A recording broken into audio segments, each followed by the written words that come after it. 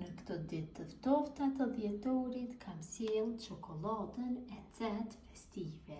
E thjesht për përgatitje, e shpejt. Besoj se kam ju pëlqyer kur ta shihni videon në vazhdim.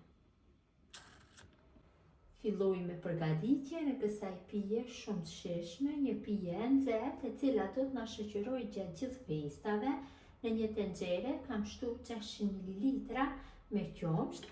Ja shtojna një vanillë, sheqeri për aromë, një lugë gjellë të mbushur plot me një sheste, një lugë gjellë të mbushur plot me kakao dhe masën e përzina mirë. Pasi kam përzier masën mirë, tenxherën e vendosi në zjarr dhe në temperaturë mesatare zi masën derisa të vlojë. Përzierja duhet bëhet vazhdimisht dhe tenxherja patjetër duhet jetë e llojit që nuk nxehet. Masa ka filluar që të vlojë, ka filluar dhe të trashët. Tash ja shtojna 100 gram me çokoladë qumshti. E përzijmë kështu mbi zjarr derisa çokolada të shkrihet plotësisht.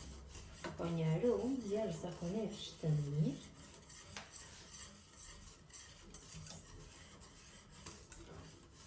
Përzimentet dhe pak çokolada të shkrihet plotësisht. Çokolada dhe atë shijen e mirë.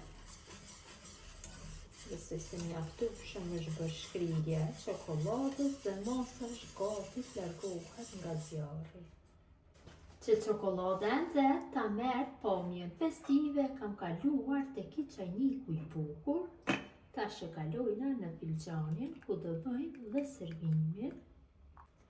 Dhe sipër do bëjmë dekorin me shllak pena.